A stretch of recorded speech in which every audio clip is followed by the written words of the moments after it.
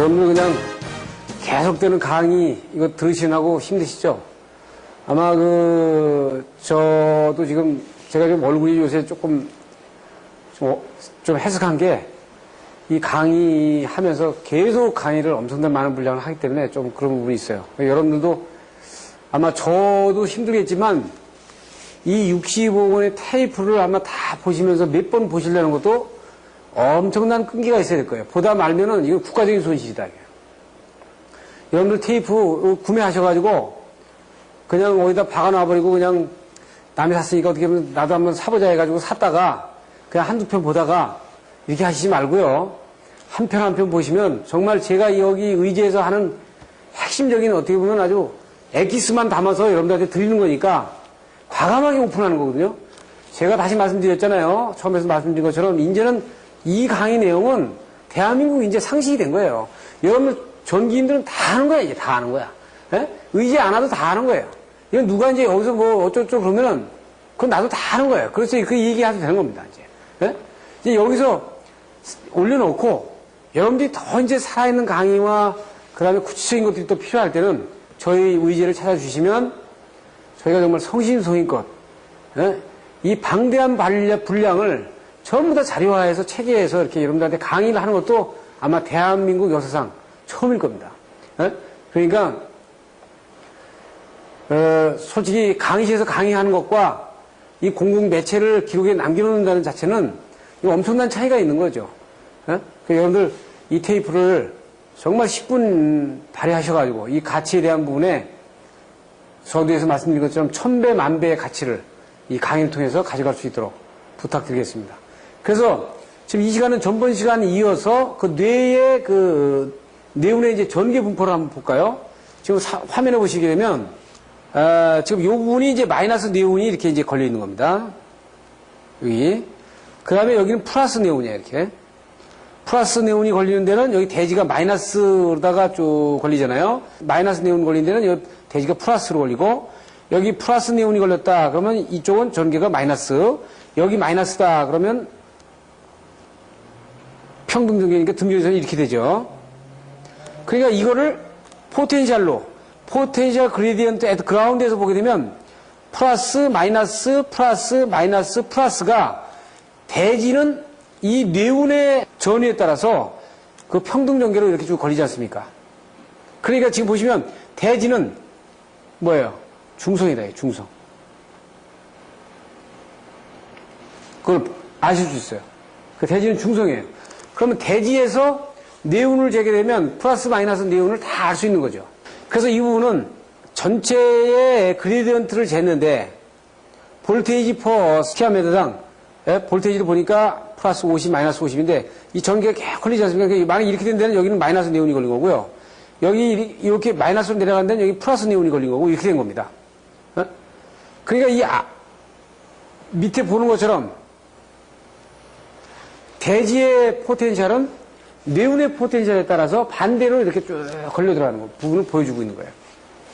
그래서 이제 네온이 뇌경이 치는 그 메커니즘을 보게 되면 제가 전번 강의에서 뭐라고 그랬냐면 이게 만약에 플러스 네온을 가진 거고요. 이게 플러스 네온을 가진 거고 이게 마이너스 네온을 가진 겁니다. 이렇게. 그러면은 리다가 어떻게 된다 그랬어요? 만약에 이게 진행을 하게 되면 이 꼴은 이런 꼴로 진행을 한다 그랬죠.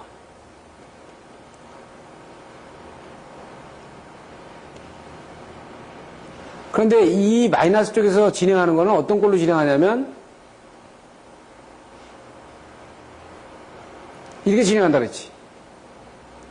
마이너스니까 맨 앞에 마이너스가 쭉 쓰고 여기 플러스가 쓰고 양이온이 쓰고 여기 마이너스가 쓰고 여기 플러스 쓰고 이렇게 되죠.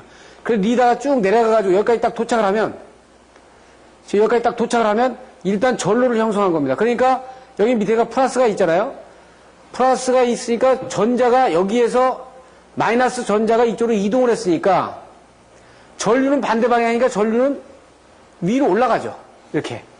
올라가니까 보면 어떻게 돼 있어요? 전류가 위로 올라가면서 헤이비 리턴 스트리머, 아주 강한 리턴 스트리머가 방전을 하면서 discharge to earth로 방전을 하면서 negatively charge space with Benny's cloud. 그러니까 마이너스 전자가 대지로 방류를 하면서 헤이비 리턴 스트리머가 위로 치고 올라간다 이거지. 그러니까 뇌는 하늘에서 땅으로 내려오는 게 아니라 땅에서 하늘로 친다고 하셔야 돼요. 왜냐면은 반짝하면서 꽝 소리 나잖아요. 그 소리는 불이 반짝하는 소리는 전류에 의해서 나는 거거든요. 그 전류에 의해서 대지가 뜨겁게 달궈진 거 아닙니까? 그래서 갑자기 열팽창이 다르니까 그 소리가 크게 나는 거예요. 그러니까 많은 사람들은 낙뢰가 하늘에서 땅으로 친다고 생각하는데 하늘에서 땅으로 치는 게 아니고 저렴파게만 하늘에서 땅으로다가 연결이 되고 대지에서 땅에서 하늘로 번개가 치는 거다. 아시겠어요? 그 불이 반짝하는 거는 대부분 대지의 전류가 하늘로 치고 올라가면서 불이 번쩍 나는 겁니다. 이 부분을 상당히 많이 여러분들이 잘못 알고 있죠. 근데 이게 상당히 중요한 부분이 우리가 피레침을 하게 되면 이게 하늘에서 내려온다고 생각하니까 이게 45도, 60도 이게 막아진다고 생각하거든요. 이게 아니다 이거야. 여기서 올라친다 이렇게 올라가요. 예? 전염파괴만 된 지역으로 올라치니까 어떻게 되겠어요? 이 피레침이 아무 의미가 없어. 그래서 여기에 올라간 플러스가 이쪽 마이너스가 되면 마이너스 쪽을 또 다시 이게 네온과 네온끼리 치는 번개입니다. 번개도 어떻게 보면 땅으로 치는 게 있고 하늘과 하늘과 치는 게 있죠.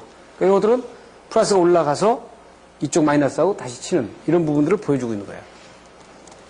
그래서 한 번 치고 두 번 치고 하면서 여기에 대한 전하량이 전부 다 소모가 되는 겁니다. 어떻게 되면 마이너스 전자가 다 대지로 다 내려와 버리면 그 이후에는 내격이 중지가 되는 거죠. 그래서 아까 말씀드린 대로 이게 스트리머가 진행하는 걸 보면은 되게 마이너스 네온에서 이런 식의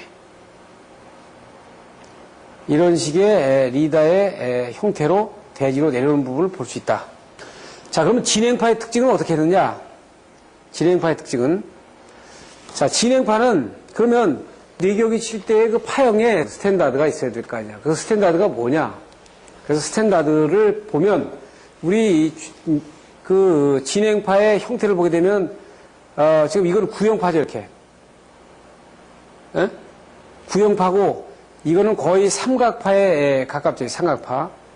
이거 좀 약간 느린 진행파고 이거는 상당히 감쇄가 빠른 삼각파입니다. 그럼 여러분들 보세요. 네온이 내격을 쳤을 때 이 기기선로나 이런 데 상당히 악영향을 주는 거는 피크치가 상당히 많이 올라가더라도 빨리 감쇄가 되어버리면 큰 문제가 안 되거든요. 그런데 천천히 올라가더라도 이게 길게 끌면은 이게 상당히 2차 기기에 영향을 많이 주는 거죠. 이게 상당히 문제가 있죠. 그러면 뇌의 표준 파형은 어떠냐? 이거를 이제 우리가 먼저 들여다 봐야 됩니다. 그래서 뇌의 표준 파형은 이 네 가지 중에서 뇌 임펄스 전압은 이 파형으로 보고요. 개폐 임펄스 전압은 이 파형으로 본다. 자, 개폐가 보면 이 뇌보다 상당히 끓은 속도가 큽니다. 그래서 여기 보면 이거는 154에서 얘기입니다만은 22,000이 아니고 보통 어떻게 돼요? 뇌의 표준 임펄스를 1.2에 50 마이크로 세컨드하고 개폐 임펄스는 어떻게 돼 있어요? 250에 2500 마이크로 세컨드니까 개폐 임펄스가 엄청나게 뇌 임펄스보다 상당히 안 좋습니다. 안 좋다는 얘기는 이 2차 기기에 상당히 영향을 많이 준다 이거죠. 154에서 그러니까 차단기가 들어갔다 나왔다는 거는 엄청나게 임펄스를 야기시키는 거예요. 어? 지금 보신 것처럼 여기는 어떻게 있어요? 어? 뇌 임펄스는 1.2에 50 마이크로세컨드밖에 안 되는데 이거는 250에 2500 마이크로세컨드니까 엄청나게 마이크로세컨드니까 큰 파형이 생기는 거예요. 그러면 이 1.2에 50 마이크로세컨드라는 게 뭐냐?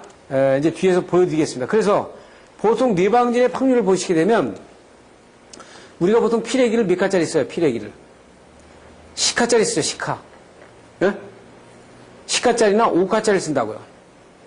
그래서 보통 10가가 93%의 뇌격을 차지한다 이거죠. 예? 그러니까 10카짜리만 쓰면은 벌써 5.5카 이쪽이 커버가 되니까 93%의 뇌격 전류를 커버할 수 있어요. 그게 벌써 20카, 내가 이거 75% 미만. 그러니까 상당히, 그래서 우리가 범용적으로 그 시카짜리 쓰는 이유는 이런 확률에 따라서 확률을 표를 가지고 얘기를 하는 겁니다. 그리고 우리가 이제 일반적으로 이제 서지는 어떤 데 서지라고 그러냐? 정상전압의 30%를 넘어가는 서부터 200%까지 서지라고 그러고요. 그 이상은 트레지언트라고 그래요. 과도현상에 들어가죠. 그 다음에 언더볼테이지는 30% 밑에. 그 블랙다운은 지금 30% 밑에 되면 이건 정전으로 얘기하는 겁니다. 그래서 보통 우리가 서지, 리서지는 보통 이 범주에서 일어나는 범주를 얘기하죠. 이 리서지는.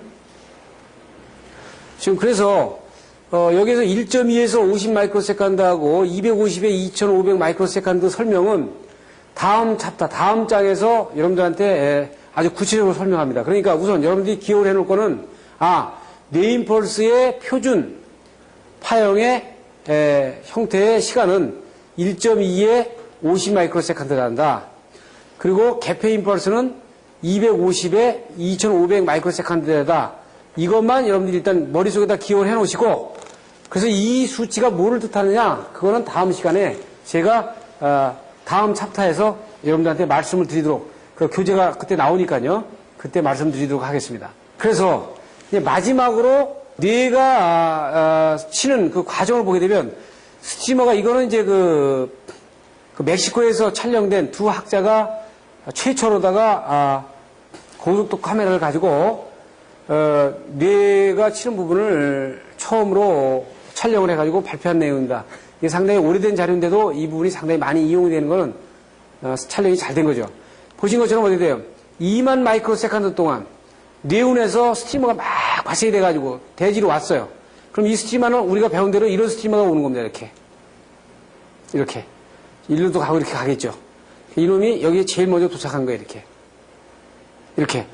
그러니까 이 지금 카메라가 돌고 있으니까, 지금 카메라가 이쪽으로 돌고 있으니까 이 시간차를 이렇게 표시하고 있는 거예요. 그럼 대지에서 딱 도착하는 순간에 리턴 전류가 위로 치고 올라가는 겁니다. 그래서 여기 보면 대지에서 측정된 전류가 이렇게 측정이 된다 이거야. 그러니까 전류가 위로 치고 올라간다는 것이 증명이 돼 있죠. 그래서 첫 번째 방전하고 그 다음에 두 번째 방전 치고 세 번째 방전 치고 똑같이 전류가 지금 전입하게 돼 있으니까, 그 대신 한 번 쳐서 어떻게 됐어요? 마이너스 뇌운을 많이 소진을 했으니까 상당히 전류가 상당히 적게 이렇게 기록이 될 겁니다. 그래서 여기서 여러분들이 개념을 다시 정립해야 될 부분은, 우리가 섬광이 일어나고 비슷해 소리는 뇌운이 마이너스 뇌운이 리다가 와가지고 뇌격이 위로 올려치면서 발생되는 것이다. 그거를 여러분들이 보시면 되겠어요. 그 다음에 이제 보는 것이 이거 뭐냐면, 자, 우리가 아까 뭘 했어요? 여기 변압기가 있으면은 이 뇌운이 오면 여기서 뇌격이 들어오면은 여기서 18kb만 이게 통과한다 그랬죠, 이게. 통과하는데 이게 그대로 통과하는 게 이렇게 증폭이 된다 그랬죠, 이렇게. 증폭이 돼가지고 여기서 어떻게 돼 있어요? 반대로 반사파 되니까 이 증폭된 거에 2배가 되죠. 그래서 여기에 걸리는 건 반드시 어떻게 돼 있어요? 이 VT에 걸리는 거는 이 VP에 걸리는 18kb면 18kb에다가 2배를 해주고 더하기 2배에다가 파도 준도가 여기 몇 준도가 오느냐. 여기 만약에 이 18kb로 들어왔는데 이것이 만약에 50kb가 됐다. 그러면 곱하기 50이 되는 겁니다. 이 거리가 멀면 멀수록 증폭이 많이 되겠지. 속도가 빠르면 빠를수록 여기는 적게 나오겠죠. 그래서 우리가 이 시계에 의해서 그래서 어떻게 했어요? 보통 그 변압기가 피레기로부터 20m 이내에 들어간다라는 얘기를 여기서 하는 겁니다.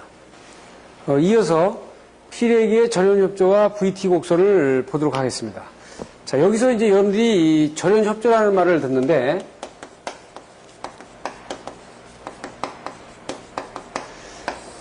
이게 굉장히 그 의미가 있는 얘기죠. 이 절연협조라는 말 자체를 정확히 여러분들이 아시고 계시면, 이것도 상당히 전기에 대해서 여러분이 정확한 큰 항목을 알고 계시는 겁니다. 절연협조는 뭘까? 예를 들어 우리가 이렇게 보시면 돼. 200V짜리, 220V짜리 그 전원선에다가 여기다가 3300V짜리 전선을 쓰면 어떨까요? 3300V짜리 전선을 써도 관계가 없죠. 전기 안 통하는 거 아니고 더 좋죠. 근데 3300V짜리 전선을 220V에다 써가지고 여기서 만약에 단락이라든지 단락 같은 경우 사고가 생기면은 그 전선이 들어붙질 않고 저 위에까지 파급을 시켰죠. 여기 220V짜리에서 3300V 전선을 썼으니까 예? 사고가 확대가 돼가지고 위쪽으로 올라가고 밀 거 아니에요. 그렇죠? 거기서 뭐 들어붙든지 거기서 타든지 하지 않고. 그러면 220V 라인에서 타버리는 게 낫지. 그래서 3300 라인까지, 6600 라인까지 올리면 사고가 확대되는 거 아닙니까? 자, 약한 부분은 밑에서 깨져나가야지. 예를 들어서 22000이면 22000 클래스에서 6600, 3300, 그 다음에 밑으로 내려오면 220, 이렇게 내려오면요. 이거는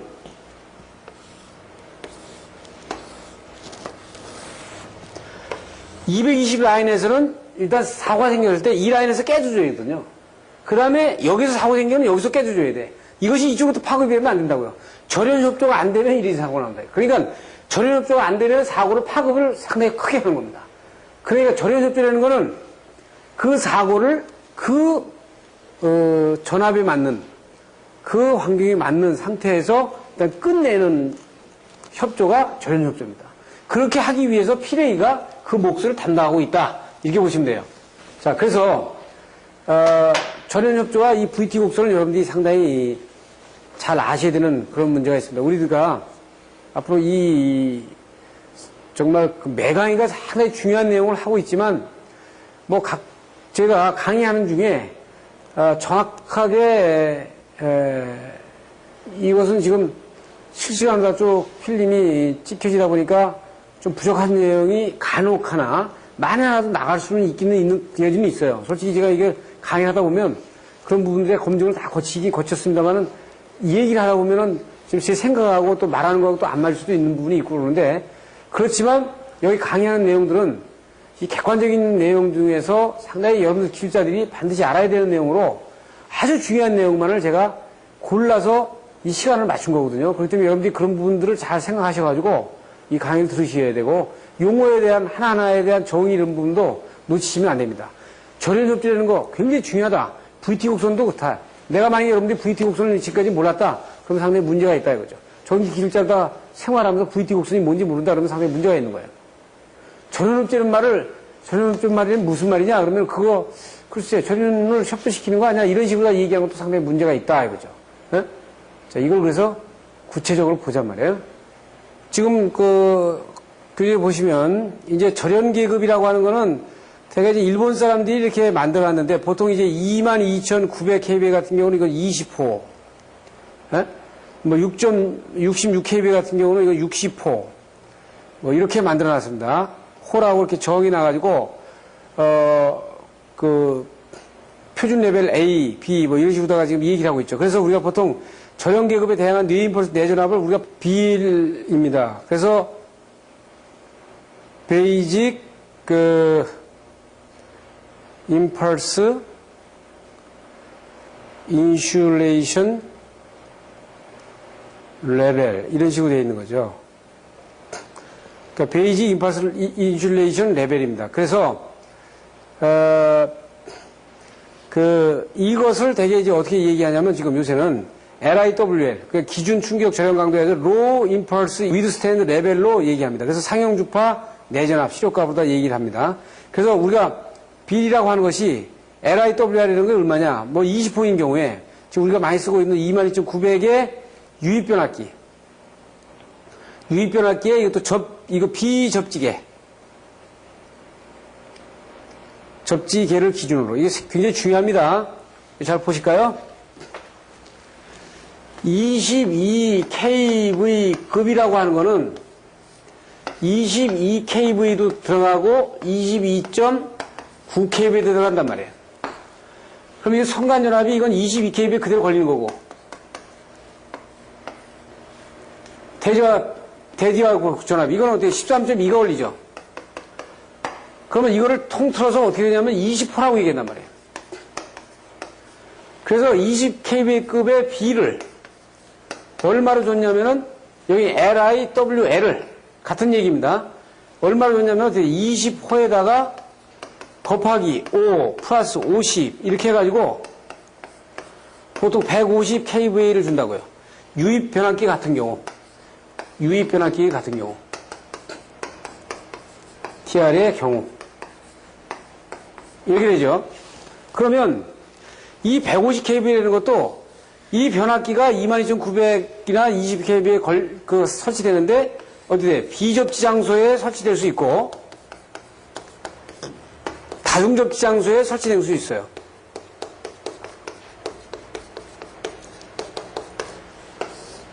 네? 그럼 비접지 장소에서는 전위가 상당히 올라갑니다. 다중접지 장소에서는 전위가 상당히 내려가요. 다중접지 장소에 설치되는 만약에 기준으로 B를 만들어 놓으면 비접지계에서 상당히 문제가 생길 수 있으니까 이건 다 전부 다 비접지계를 기준해 가지고 이렇게 설정을 한다. 이건 상당히 중요한 얘기입니다. 일반적으로 사람들이 그걸 그냥 간과를 하는데 이 검증 시험에 보면 이 파워포인트를 이제 일본 책을 기준해서 만들다 보니까 이게 이렇게 미스테이크가 나왔는데 이 파주장이 1.1에 40마이크로세컨드 일본에서 예전에 쓰던 데이터고요. 이것이 아니고 1.2에 아까 배운 50마이크로세컨드 이렇게 된 겁니다. 1.2 50마이크로세컨드로 바꿔야 됩니다. 이건 저희들도 바꿀 테니까 바꾸세요. 그래서 이제 상용주파 내전압은 보통 공칭전압의 2.5배 전압을 건조 상태에서 1분간, 수주 상태에서 10초간을 시험한다. 그래서 개폐 입혈 전압은 이 비일 전압을 넣어주는 거죠. 자, 그래서 지금 1.2 50마이크로세컨드가 뭐냐? 1.2에 50마이크로세컨드라는 건 뭐냐면, 자, 보세요. 어떤 그 파가 이렇게 올라가면, 이 30% 지점에 점을 정하고요. 그 다음에 90% 지점에다가 점을 정합니다. 그래가지고 이 두 점을 쭉 연결을 시켜요. 직선으로. 연결을 시키면은 여기에 요 떨어지는 요 시간이 있을 거예요. 이건 T0다고요. 그럼 여기서부터 기준을 해가지고 요 부분이 여기 90% 지점이지만 요거 올라가지고 만나는 지점 있죠. 여기까지의 시간을 이걸 T1이라고 그러고 여기에서부터 50% 지점으로 떨어지는 부분을 이거를 T2라고 그러면은 1.2세컨드는 여기를 말하는 겁니다. 1.2세컨드 동안 위로 올라가고요. 그 다음에 50마이크로세컨드 동안 50마이크로세컨드가 그 50% 이하로 딱 떨어지는 요 지점까지 걸리는 시간을 50마이크로세컨드라는 거예요. 그 아까 VT 곡선 어떻게 됐어요? 이렇게 그렸죠. 올라가는 부분과 요 90% 지점입니다. 여기 이렇게 그렸죠. 이렇게. 네. 그런 것처럼 1.2 마이크로세컨드에서 50 마이크로세컨드. 그러니까 아까 개폐 임펄스가 250 마이크로세컨드에 2500 마이크로세컨드면은 이거는 1.2 마이크로세컨드에 올라가 버렸는데 이게 어떻게 돼? 250 마이크로. 거의 200배 이상 쫙 시간을 주고 올라가 가지고 떨어진 것도 2500 시간, 어떻게 돼요? 50배 이상의 시간을 가지고 쭉 떨어지니까 굉장히 어떻게 돼요? 이거보다는 아주 구형파가 되는 거죠. 예? 그래서 1.2 마이크로세컨드에 이 일본이 1 마이크로세컨드에 1에 40 마이크로세컨드로 옛날에 썼는데 이거는 국제기계도 안 맞고 그래가지고 갖다 버렸어요. 이제 지금 사회들도 버렸어요. 1.2에 50 마이크로세컨드가 이 국제적인 IEE에서도 이제 얘기를 하고 국제적으로 공인받은 뇌격의 표준 파형입니다. 그래서 1.2에 50 마이크로세컨드, 250에 2500 마이크로세컨드라는 얘기를 여러분들이 잘 아셔야 돼요. 그리고 이제 여기서 나오면 기계 절연 강도에서는 외부 절연과 내부 절연 얘기가 나옵니다. 외부 절연과 내부 절연 이 얘기는 무슨 얘기냐면은 변압기 같은 경우에 안에 권선이 있고 여기 부싱이 있고 안에 내부 기름이 있고 이렇게 있는 경우에 이 선로에 서지가 들어왔을 때 이 권선이 부싱이 먼저 깨져나가야 되겠냐, 기름이 먼저 나가야 되겠냐, 권선이 먼저 나가야 되겠냐. 그랬을 때는 권선이나 기름이 먼저 깨져나가면 이 변압기를 다 통째로 갈아야 되잖아요. 그러니까 이때는 부싱이 먼저 깨져나가야 된다고요. 그러니까 이렇게 VT 곡선이 보면 권선의 VT 곡선이 이렇다면 이게 권선이라고 그러면 이 부싱의 VT 곡선이 이렇게 돼가지고 VT 곡선의 부싱이 내려와 있어야지, 권선부터. 이게 한 단계 내려와 있어야 돼요. 그래야 이게 먼저 깨져나가지 않습니까? 네? 그래서 이것이 뭐야? 이것이 절연협조란 말이에요. 이것이 절연협조라는 거예요. 그래서 여기서 보여준 것처럼 이게 내부 절연, 내부 권선이 되고 뭐 유량이 되고 그 다음에 이게 부싱이 돼야 되는 거예요. 이렇게. 그래서 V와 이 절연 파괴되는 T 시간을 묶어가지고 이 파형이 이제 아시겠죠? 이 파형이 절연 파괴되는 전압을 얘기할 수 있다. 이렇게 되는 거죠. 그래서 이제 외부 절연과 내부 절연으로 다 이렇게 나눠질 수 있고, 이제 VT 곡선을 지금 그림 가지고 한 번에 다 설명이 된 겁니다. 이것은 이제 상시전압 이하에서는 이 상시전압이 걸렸다고 보면 상시전압에서 이렇게 요 정도로 올라가 있는 지금 전압보다 상시전압을 뭐 400kV로 놨을 때 요 정도 급에서는 지금 뭐 견뎌줘야 되는 시간들 얘기 나오죠.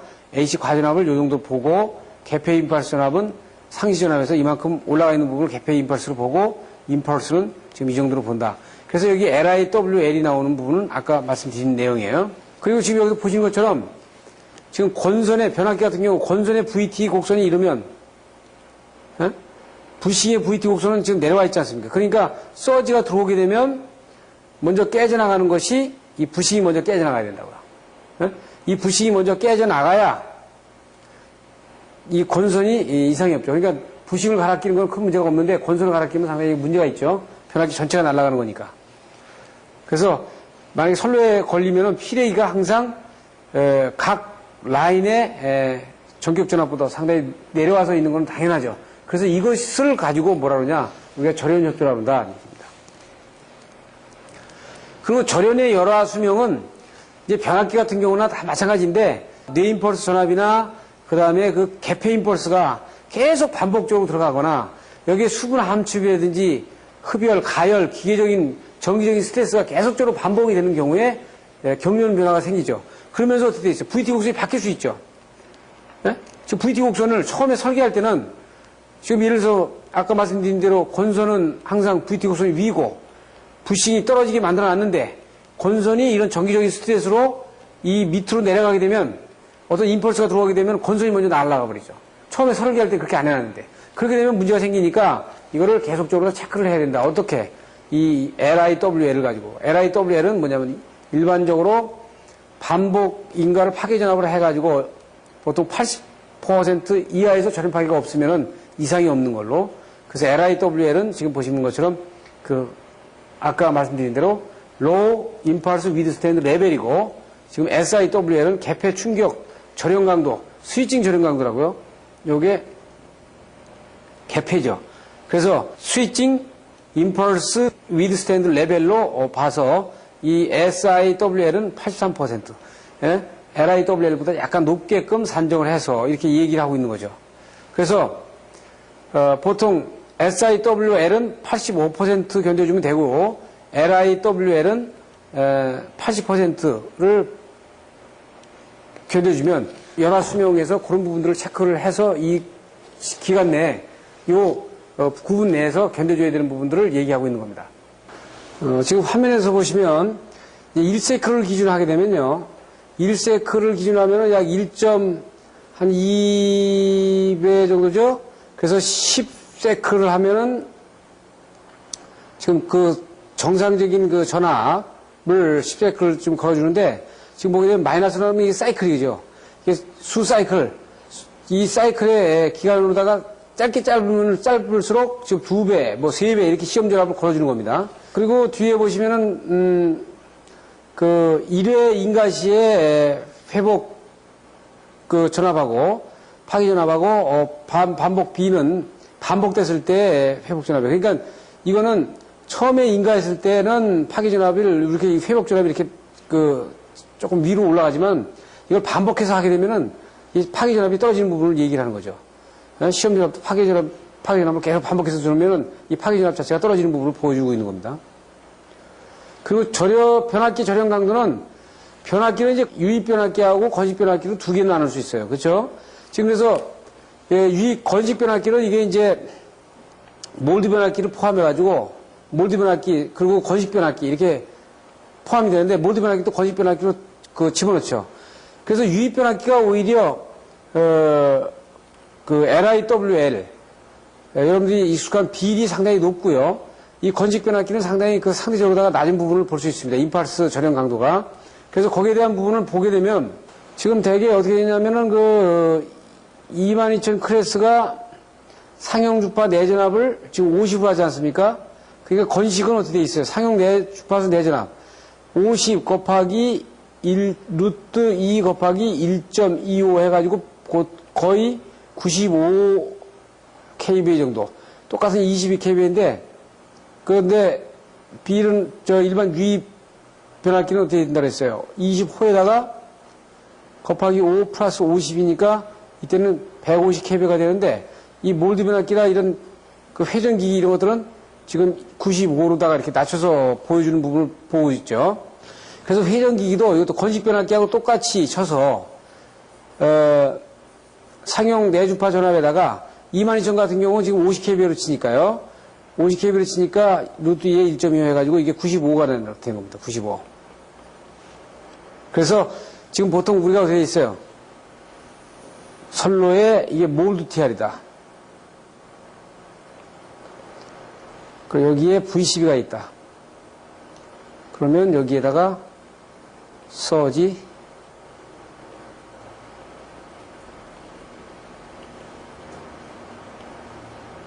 서브를 설치한다.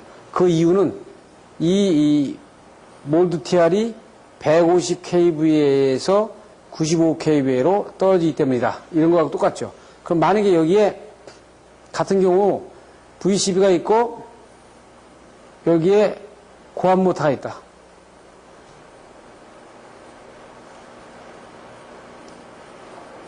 있는 경우에 이것도 여기에 서지 옵서버를 설치를 해서 프로텍션을 해야죠. 왜냐하면 지금 이거 비일이 이렇게 같이 떨어지는 거니까. 그래서 이게 이 차단기가 50일 경우에는 관계없습니다. V12가 아니고 여기 차단기가 50일 경우에는 관계없다. 이것이 50일 경우에는 이 50이 자체가 서지를 많이 발생시키지 않기 때문에 이 개폐 서지에 의한 스트레스를 이쪽에서 2차에서 받지 않죠. 그래서 그 부분을 지금 우리가 설명을 지금 하고 있어요. 그래서 이것들은 거기에 대한 전격전압, 출력전압에 대한 부분들의 데이터를 준 거니까 여기 참조를 하시면 되겠고 또 마찬가지입니다. 그래서 발전기나 회전기 같은 경우는 여기 서지 옵서버를 여기다 설치를 해가지고 왜 그러냐면 이 자체가 6.6kV나 3.3kV나 마찬가지 여기에 대한 LIWL이 상대적으로 떨어지기 때문에 이 외부의 서지에서 상당히 약하잖아요. 그러니까 이건 왜 그러냐면 여러분들 발전기나 뭐다 보면 건선을 이 회전자 건선 같은 경우도 그렇고 고정자 건선도 그렇고 되어 있어요. 특히 고정자 건선이 이제 그 호마이카로 해가지고 딱 절연을 해가지고 그 절연지를 발라서 그 마이카로 발랐지 않습니까? 그것이 외부에 서지가 들어오면 그 절연 파괴가 된다는 거죠. 층간에. 상당히 약한 거예요. 그렇기 때문에 서지 옵서버를 놔가지고 프로텍팅을 시켜준다는 얘기입니다. 그래서 그 미국 자료에 보면 Application Guide of Surge Observer 해가지고 보통 is common for switching surge to occur when V12 are tripping or close. 그러니까 이 V12 차단기를 트립 넣거나 차단할 때 일반적으로 스위칭 서지가 발생되는 게 일반적이다는 얘기예요. 그래서 이런 것들이 it can be happened. 이것 V12에서 이런 인터럽트 할 때 특별하게 일어나는 것들이 초핑 서지, 오버래핑 컨디션 이런 것들이 어떻게 있어요? 2차에다가 다른 여러 가지 안 좋은 복합적인 여러 가지 그 결과를 준단 말이죠. 그래서 여기다는 뭐예요? 모터나 변압기를 위해서 서지 옵서버를 피팅하는 것이 레코멘드 된단 말이에요. 추천된다고요. 그래서 뒤에 보시면은 보시게 되면 모터 3.3kV, 6.6kV, 12kV는 동그라미 쳐잖아요. 다. 이건 어떻게 돼요? Indicate that surge suppression device is required. 반드시 이 suppression device가 요구된다는 거죠. 서지 옵서버가 요구된다는 거죠. 그런데 오일 immersed transformer. 그러니까 오일 함취명 변압기는 어떻게 돼요? 세모로 돼 있죠? 세모는 어떻게 돼 있어요?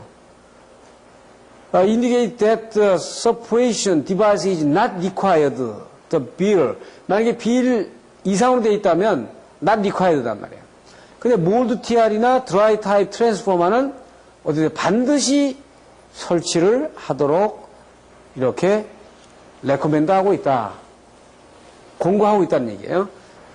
보시게 되면 여기 이 오일 변압기라도 이 1번, 2번 있어요. 1번, 2번. 여기 1번, 2번 같은 경우 오일 변압기는 세모 표시해가지고 지금 설치 안 해도 된다 그랬는데 여기 주기에 보게 되면 오일 immersion transformer, 오일 변압기는 generally 일반적으로 do not require surge absorber. surge absorber를 일반적으로 필요하지 않는다 한 얘기입니다. 그러나 however, when it's necessary to interrupt energized inertia current of transformer or right load current, it is recommended to use standard arrest 이렇게 돼 있죠. 그렇지만 이너시 카렌트 같은 경우가 이제 들어오는 경우에 변압기에 들어오는 경우에 이 표준 규격의 아레스타를 설치하는 것이 레코멘드 된다, 추천되고 권고된다는 얘기죠. 그 2번 같은 경우는 오일 변압기 2차에 만약에 세미컨덕터의 로드를 가지고 있다.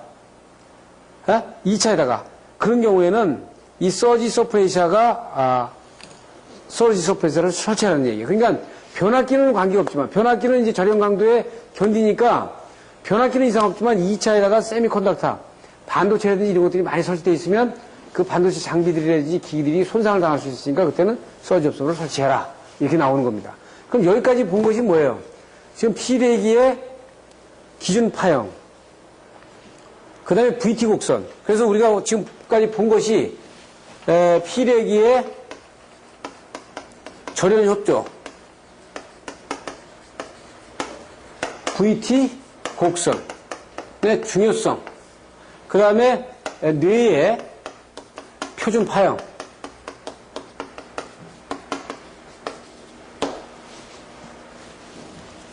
그로 인한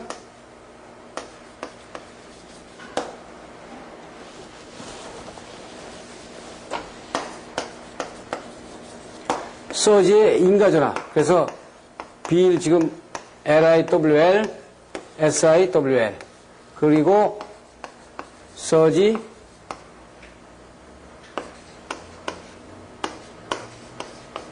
업서버에 대한 필요성 문제 이런 부분들을 지금 이 시간에는 봤습니다. 자, 이어서 P레기의 구성과 적용을 어떻게 하고 있는지 좀 보겠습니다. 지금 우리가 지금 P레기 기능은요, 여기 잘 보세요. P레기 기능은 이렇게 보시면 됩니다. 간단하게 P레기는 우리가 보통 선로에 변압기에 이렇게 변압기 걸려 있는 경우에 여기 P레기 설치하지 않습니까? 그럼 P레기가 설치되어 있으면 이 P레기는 살아있는 선에 설치된단 말이에요. 그래서 P레기는 선로가 정상시에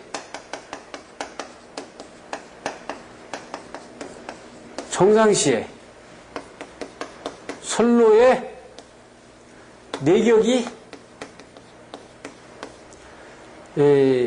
인가시에 선로가 정상적인 전압을 공급하고 있을 때는 이것이 도통이 되면 안 되겠죠. 그래서 정상 전압에서는 이게 인슐레이션이 돼야 된다. 이거는 인슐레이터가 돼야 돼요. 인슐레이터의 기능을 가져가야 돼요. 기능을 가져가야 되고 선로의 내격이 인가시에는 이거는 인슐레이터가 아니라 콘덕터가 돼야지. 한번 생각해 보세요. 정상적일 때는 인슐레이터가 되니까 R이 G가 무한대가 돼야 돼요. 가능한 무한대가 돼가지고 견뎌주다가 이럴 때는 이 G가 거의 제로로 가야 돼, 이게. 그럼 하나의 소자가 어떤 소자가 이걸 왔다 갔다 해줘야 된단 말이에요. 그럼 이건 어떻게 돼 있어요? 이거 비저항 특성 곡선을 가져야 된다. 이렇게. 네? 그러니까 어떨 때는 인슐레이터가 됐다가 어떨 때는 이게 콘덕터가 돼야 되는 거야. 이렇게. 두 개를 왔다 갔다 해줘야 돼요. 이것이 P레기의 아주 가장 중요한 특성이다. 그래서 이 비저항 특성 곡선을 가지고 있는 이 소자를 특성 요소를 만든 겁니다. 특성 요소를. 요소를 만들어 가지고 이 요소가 정상적일 때는 인슐레이터가 됐다가 비정상적일 때는 콘덕터의 역할을 하도록 왔다 갔다 하도록 하는 요소를 만들어 가지고 피레기에다가 내장을 시켜 놓은 거예요. 예? 자, 이렇게 놓고 한번 보자고요. 이상전압일 때 순간적으로 방전해야 돼. 이게 콘덕터가 된다고요. 그랬다가 바로 원상복귀 되면 이건 인슐레이터가 바로 돼야 돼요. 그렇죠? 그래서 피레기란 이렇게 하는 거다. 지금 말씀드렸습니다. 그럼 직렬 개병 탄화소형 피레기라는 건 뭐고 산화형 피레기라는 건 뭐냐? 그래서 뒤에 이제 설명이 나올 겁니다. 그 보는 것처럼 피레기는 변압기로부터 가능한 한 20m 넘지 않도록 해라. 이래서 어떻게 했어요? 피레기에 걸리는 전압을 VP라고 그러면 이 변압기에 걸리는 전압을 VT라고 이렇게 만약에 한다면 식을 어떻게 했어요? VT는 VP에 플러스 EUS에 V 이렇게 했었죠. 이 식을 앞에서 제가 강의하면서 얘기했어요. 그래서 이렇게 설치한단 말이에요. 이건 누구나 다 아는 얘기입니다. 그래서 어떻게 되어 있어요? 이상전압에 내 임펄스가 들어올 때는 제한전압을 넘어가면 바로 방전을 시작해가지고 바로 떨어져야 돼요. 그 제한전압 이하로 가면은 바로 방전전류, 제한전압 이하에서는 방전전류를 이제 속류를 차단하면서 정상전압으로 들어갈 때 바로 속류를 차단하는 이런 부분이 돼야 되는데 이게 보시면 탄화규소형하고 산화형 보면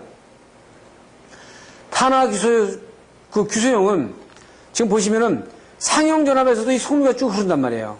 안 좋죠, 이게. 예? 이게 뇌 임펄스 들어와가지고 방전전류 되는 건 좋은데 상형전압으로 가면 바로 이게 끊어져야 되는데 그냥 쭉 더 흘러요, 이게. 예? 근데 산화형은 제한전압 이상일 때만 딱 방전전류가 흐르고 상형전압으로 가면은 바로 속류를 차단하는 특성을 가지고 있다. 굉장히 아주 뛰어난 특성 곡선을 가지고 있는 거죠. 그래서 산화 아연 소자라는 게 뭐고 이 기밀 방법 구조는 어떻게 가져야 되냐? 실드링은 왜 가져야 되느냐? 이런 부분들을 제가 피레기를 가지고 보면서 설명을 하겠습니다.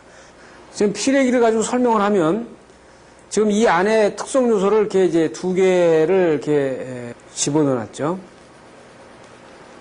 특성 요소를 여기다 집어넣고 직렬 갭을 쭉 연결해 놨어요. 그렇지 않으면 이제 이걸 스프링으로다가 가운데 이렇게 연결을 시켜서 직렬 갭을 놓고 특성 요소를 양쪽에 놨습니다. 그러면 이 특성 요소에서는 어떻게 하는 거냐?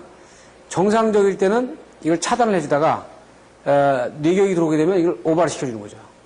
그래서 이 불로 저항과 측로 갭에서는 이게 넘어가서 이렇게 넘어가도록 하는 거죠. 이렇게 해서 이렇게 넘어가도록. 그리고 제한전압 이하로 떨어지면 여기서 빨리 차단을 시켜가지고 속류를 차단하기 위해서 불로 저항을 넣는 거예요. 그 방전전류처럼 피레기는 어떻게 되어 있냐면 지금 보시는 것처럼 이렇게 되어 있으면 이 안에 이게 스프링이 있습니다. 이 스프링은 가운데에 넣을 수도 있어요. 가운데. 그러니까 이게 특성 요소죠. 이게 특성 요소. 이 특성 요소를 피레기에 따라서 몇 개를 집어넣느냐에 따라서 이제 저항전압을 하죠. 그럼 집어넣고 이 스프링을 집어넣고 여기다가 직렬 갭을 넣는 겁니다. 직렬 갭이 이렇게 생겼어요. 여기 보면 인슐레이션 콘덕터 이런 식으로 되어 있는데 이걸 집어넣고 다시 여기다가 특성 요소를 집어넣는 거죠. 그러면 그래서 요새는 어떻게 되어 있어요? 최근에는 이 피레기 뒤에 낙뢰를 맞게 돼서 이게 만약에 동작을 하게 되면 이 휴지가 떨어져 나가도록 그 안에서 물으면 그럼 이 특성 요소도 여러 번 맞으면은 이 특성 요소 특성의 곡선이 바뀌어져요. 그럼 이게 바뀌어져 버리면은 이것이 바뀌어지면은 뭐예요? 즉 이게 만약에 바뀌어져가지고 콘덕터가 된다 그러면은 이 피레기는 기능을 상실하는 거죠. 네? 대형 사고가 나는 겁니다. 그래서 내부 구조는 이렇게 생겼어요. 자, 그렇게 놓고 보면 여기에서 만약에 이 곡선을 개설시켜가지고 불로 저항이라든지 소코일을 만약에 없앨 수 있다, 이걸. 없앨 수 있다 그러면은 이 특성 요소만 가지고도 그 피레기의 역할을 할 수 있지 않습니까? 그래서 지금 보는 것처럼 금속 산화물 특성 요소는 이 곡선이 아주 거의 비저항 곡선이 이 전격 전압에서는 전혀 누설 전류가 없고 이상, 그 제한전압 이상만 갔을 때만 이렇게 도통이 되도록 만들어 놓고, SIC는 이게 전격전압에서 누설전류가 이렇게 흐르니까요. 이 누설전류를 막아줄 필요가 있으니까 이거를 막아주려면 어떻게 돼 있어요? 직렬 갭을 놔가지고 막아주는 겁니다. 그러니까 이게 갭 저항이 들어가니까 상당히 피력이 커지죠. 특수요소도 별로 안 좋고, 이렇게 되는 거예요. 그래서 이 부분을 놔놓고 보면, 산화 아연 소자를, 이건 154에서 넣는 부분입니다. 이건 상당히 많이 집어넣죠, 여기다가. 지금 조금 전에 보여드린, 이거는 이 피레기는 22,900형 스타일이고요. KV이고, 지금 여기 보여드리는 거는 이것은 154형입니다. 154 KV형. 그래서 이 부분을 이제 이 내용을, 이 그림을 가지고 설명이 다 됐어요. 그래서 지금 보시면 산화 아연은 아주 특성 곡선이 거의 비저항 특성 곡선이 이렇게 수직으로 간다. 그래서 정규전압이면 정규전압에서 제한전압 올라갈 때까지 거의 누설전류로 흘리지 않죠. 그렇지만 탄화수소 규선은 이렇게 떨어지니까 어떻게 됐어요? 여기 상당히 누설전류가 많이 흘러가니까 이 부분을 커버하기 위해서 뭐예요? 직렬 저항이나 직렬 갭을 놔야 되는 그런 부분이 요구되는 겁니다. 그래서 서지 원파형이 들어오면 갭형 피레기하고 갭레스 피레기하고의 저기를 보면 이 갭형 피레기는 거의 그대로 그 부분을 딱 카트하지 않습니까? 근데 그 갭형 피레기는 여기까지 올라갔다가 떨구면서 이렇게 나가죠. 그러니까 이런 곡선도 상당히 갭레스 피레기보다는 상당히 그 곡선이 안 좋은 겁니다. 그렇지만 갭레스 피레기도 상당히 다 좋은 건 아니고 갭레스형에서는 이 갭이 없기 때문에 이것이 이 특수요소가 만약에 변질이 되거나 이 부분이 만약에 파손이 되게 되면 바로 단락으로 이어져 버리기 때문에 지락으로 이어져 버려요. 지락으로. 그래서 지락사고 피레기를 통해 가지고 지락전류가 엄청나게 흘러버리는 거니까 사고로 이어지는 부분이기 때문에 상당히 이 안정도, 이 특성요소의 경련 변화 이런 데 굉장히 신경을 많이 써야 되는 그런 부분입니다. 그리고 이제 이 특성요소의 내부 구조, 격자 구조는 다음 보는 것처럼 이렇게 미세한 구조를 현미경으로 봤을 때 우리가 전기 화재에서 봤듯이 동선을 봤듯이 이런 구조로 격자 구조로 돼 있다. 이건 참고적으로 보시고요. 그리고 ZNO 입자가 이렇게 있으면은 그 가운데에 배려가 있어가지고 전자 에너지 밴드를 이렇게 미적인 구조로 보게 되면 그 전압을 카트를 하는 부분을 보는 겁니다. 여기서 이제 재전압이 넘어오면 넘겨주고 이렇게 하는 거죠. 그래서 전격전압에서는 이 배리어에서 막아주고 이렇게 구조를 가지고 있어요. 그래서 만약에 154 같은 경우나 154나 345나 이렇게 상당히 이 전압이 높은 부분에서의 피레기는 내격 서지보다도 이제 스위칭 서지라든지 이런 부분들은 상당히 위험하거든요. 지금 여러분들 스위칭 서지가 얼마만큼 위험하냐면은 자 보세요. 만약에 345 선로에 여기 서브스테이션이 있어요. 변전소가 있어요. 변전소. 345라고 칩시다. 345. 그래서 여기에 이제 중간 변전소를 통해 가지고 154 변전소를 통하고 여기서 이제 22,900 변전소를 통해서 이렇게 이제 수용가로다 갔다고 칩시다. 그러면 만약에 심야 때 만약에 1시에서 밤 1시에서 2시 이럴 때에 만약에 비가 상당히 많이 오는데 비라든지 강풍이 많이 부는 날 심야 1시나 2시 때를 한번 상상을 해보세요. 그럼 심야 1시, 2시면은 이 수용가가 거의 그 부하를 껐지 않습니까? 아웃이야. 그러면 여기에서는 살아있는 것이 선로정수에서 LC 중에서요, L 부하가 거의 없단 말입니다. 그러면 선로 임피던스는 G는 파동 임피던스는 C분의 L이지만 여기에 선로정수가 L과 C가 골고루 있어야 되는데 이 L이 다 죽어 있단 말이에요, 만약에. 네? 이 L이, 이 부하가 다 죽어 있어요. 그러면 여기에는 3, 4, 5의 정전 용량에 의한 이 C 값이 상당히 클 겁니다, 이게. C가 크죠? 그러면 RXB가 이 심야 부하 때 굉장히 크게 나타나요. 그러니까 여기서 RXB에 의해서 뭐가 돼요? 과도현상이 증폭이 되지 않습니까? 과도현상이. 그런데 154 같은 경우에 이 RXB가 보통 맥시멈 20 정도 보거든요. 이 B가 20도, 20배 본단 말이에요. 그럼 여기에만 차단기가 있는데 여기서 만약에 비가 오면서 강풍이 불면서 어디서 만약에 지락이 생겼다. 전주에서. 그럼 이 차단기 끊어지죠. 끊어지다 다시 들어간단 말입니다. 리클로징 된다고요. 그렇게 되면 들어왔다 나왔다 하면서 이 과대현상에 의한 증폭이 엄청난 전압이 걸리거든요. 그러니까 3, 4, 5 같은 경우는 만약에 배수가 5배수만 걸린다고 해도 이게 1500kb까지 걸리는 거거든요. 그럼 1500kb 걸리면은 여기 피레기를 달아놨다, 이게 피레기를. 피레기에서 선호화시킬 필요가 없는 거죠. 이런 것들은 수립 링을 통해 가지고 그냥 바로 섬납을 시켜요. 여기서 그냥 바로 이 실드 링을 통해 가지고 바로 넘겨버려야죠, 이걸. 이것도 피레기에서 하는 거는 서지라든지 스위칭 서지 정도지, 스위칭 서지에서 아주 상당히 좋은 상태를 말하는 거지, 아주 열악한 상태에서는 저 피레기가 저걸 감당한다는 거는 좀 문제가 있잖아요. 그래서 이 실드 링을 여기다가 적용을 해가지고 이용하는 겁니다. 이래서 154 선로 같은 경우는 보시면은 철탑이 이렇게 있으면은 여기에 애자들이 이렇게 쭉 걸죠, 이렇게. 애자 걸고 이렇게 가면은 여기에다가 이 전선 끝에다가 이렇게 실드 링을 이렇게 설치한단 말이에요. 그 얘기는 이 선로에 이 스위칭 서지라든지 이상전압이 들어오게 되면 이쪽으로 섬낙이 넘어가라는 얘기입니다. 전압을 넘어가 주라고 이렇게 하는 거예요. 이거하고 똑같은 원리입니다. 그래서 피레기 특성은 지금 보신 것처럼 사용 상태에서 기계적으로 안정돼야죠. 지속성일 때 이상전압에 견뎌야 되지. 실제 열폭주 현상이 없어야 돼요. 열폭주 현상이 뒤에 얘기합니다. 바로 나옵니다. 이게 기기 전용 레벨보다는 상당히 충분히 견딜 수 있어야 되지. 큰 릴서지나 개폐서지의 통전에 견딜 수 있어야 되지. 5선 지역에 문제가 없어야 되지. 주변에 상처를 주지 않아야 돼. 손상을 주지 않아야 된다고요. 피레기를 보시게 되면 자세히 보시면은 여러분이 잘 보실는지 모르겠는데 요 옆에가 섬납이 돼가지고 이게 탔어요. 그러니까 이 피레기는 뭐냐면 지금 보면 사고난 피레기입니다. 그러니까 내부적으로다가 통전이 된 게 아니고 겉으로다가 오염돼서 섬낙이 돼서 깨진 피레기입니다. 이게. 그러니까 이거는 뭐냐면 낙뢰가 들어온 것보다도 이 피레기가 그 염분이라든지 이 먼지에 오염이 돼가지고 코로나 방전이 이 라인으로다가 되면서 여기 섬낙이 일어나면서 이 피레기가 깨지는 피레기예요.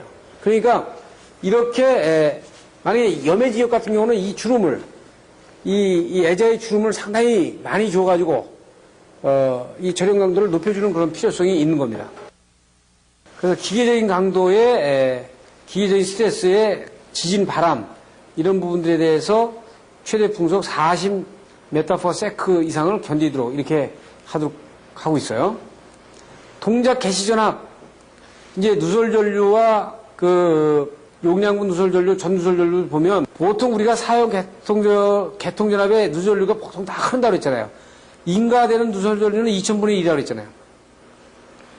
그래서 보통 저항분 전류가 1에서 3mA의 통전 시에 전압 하한가까지 된다. 이게 1에서 3mA는 누설전류가 흐르더라도 이거는 허용을 한다는 얘기입니다. 보통 우리가 일반적으로 저압도 2000분의 1 이하는 허용하니까요. 그것도 피레기도 같이 적용하는 겁니다. 그래서 이제 과전율은 그 교재를 보시면은 뭐 충분히 이해가 되는 얘기들이니까 그렇고요. 열 폭주 현상은 이 안에서 일단 그 피레기 안에서 일단 그 방전전류가 흐르면 여기 안에서 열이 날 거 아닙니까? 열이 나는데 이것이 방열하는 것보다 열이 상당히 높아버리면 안에서 어떻게 됐어요? 이 열이 방산되는 열보다 높아버리면 열이 굉장히 급속하게 올라가겠죠? 그럼 특성누설이라든지 이런 부분들이 손상을 당할 수 있어요. 그래서 그 그래프로, 이 식에 대한 부분을 그래프로 나타내는 부분이 어떻게 되냐면 이것이 이제 열이 올라가면은 열 폭주 때문에 그 특성 요소에 대한 동작 생물이라든지 이런 특성 곡선이 달라질 수 있단 말이죠. 그래서 온도가 이런 식으로 올라가면 만약에 방사되는 부분들은 방사되는 부분보다 열폭주 현상이 발열이 커지면 이 시점부터 열폭주가 일어나는 거죠. 그러니까 그 피레기는 그 설치되는 그 선로의 규격이라든지 전압의 형태에 따라서 그 안에서의 소자가 열폭주 현상을 막을 수 있는 그런 열적인 용량도 가지고 있어야 된다는 얘기입니다. 그것이 안 될 때는 피레기에 특수 그 방열하는 장치를 만들어 가지고 열을 바깥으로 빼줘야 되는 그런 부분이 필요하죠. 그래서 보통 전압은 우리가 앞에서 얘기한 것처럼 1.2에 50 마이크로세컨드로 했는데 전류는 8에 20 마이크로세컨드의 전류 제한 전압을 두도록 되어 있어요. 그리고 보통 일반적으로 개폐 임펄스나 뇌 임펄스에 대해서 20%에서 15% 정도의 보호 레벨의 여유도를 내전압 값이 두둑 이렇게 되어 있습니다. 그리고 뇌 임펄스의 보호 레벨은 이 다음 것 중에서 큰 값을 둘 중에 하나에서 큰 값을 선택을 한다. 이런 부분들을 봐주고요. 이것은 아까 만약에 이런 그 피레기에 특성 곡선이 이렇게 있으면은 이 특성 곡선이 그 전압이 올라갈 때 하고 올라가서 방류를 해가지고 제한전압에서 방류를 할 때 내려가는 전압하고 이게 그 올라갈 때하고 내려갈 때하고 다르거든요. 그러니까 이걸 평균치를 이렇게 잡아가지고 보통 우리가 이렇게 나타내는데 이것은 올라가는 전압과 내려가는 전압이 다르다. 이렇게 보여주고 있는 겁니다. 자, 이 그림은 일본에서 우리는 그 뇌가 어느 지점에 쳤다 그러면은 그 지점에 쳐서 그 컴퓨터가 다 날아가든지 이렇게 하면 이걸 갖다 보험회사에다 보상할 수가 없잖아요. 그러니까 일본은 그 뇌격이 치면 뇌 친 시간과 그 뇌격 전류의 크기, 장소를 정확히 잡아줍니다. 그거를 증명을 해주는데 이 시스템을 어떻게 가동하냐면 통신위성이 돌면서 이 BS 안테나하고 교신을 해요. 그래서 라이팅이 치면은 이 BS 안테나의 범주 안에서 있는 부분에서 거리를 측정합니다. 지금 보신 것처럼 이게 서울 지역이면은 리시버를 어떻게 돼요? 서울을 커버할 수 있는 세 군데다가 안테나를 설치하고 위성통신에서 이 뇌격을 잡아요. 그러면 이 빛을 잡으면은 이 뇌격 전류를 측정할 수 있죠. 그러면 이 리시버와 리시바에서 그 거리를 측정합니다. 이렇게 만나는 점을 하면 건물의 정확한 지점까지 정확히 나온다고요. 그러면 여기에 시간, 뇌격 전류, 그 다음에 지점이 어떤 건물이 맞았으면 건물의 이 지점이다라는 지점까지 정확히 나온다고요. 그럼 그거를 지금 보신 것처럼 라이팅이 쳤으면은 그라운드와 위성통신 안테나하고 부분 잡아가지고 됐어요. 정확하게 레이저로 쏴가지고 여기에 대한 뇌격 전류 측정하고 그 지점까지 시간까지 정하는 거예요. 그렇게 해서 이 부분에 대한 부분을 증명을 해주면 그 증명서를 가지고 정확하게 뇌격을 빛을 받은 부분을 인정하는 이런 부분들을 일본에서는 동경 각 주요 도시에 설치를 해가지고 이 시스템을 운영하고 있습니다. 앞으로 이런 부분들 우리 한국도 도입을 해서 일련의 뇌격에 의해서 피해가 얼마나 나는지를 구체적으로 데이터를 내줘야 되는 그런 필요성을 가지고 있는 거죠. 여기까지 피레기의 구성과 요소 이런 부분들을 가지고 전반적으로 봤습니다. 감사합니다.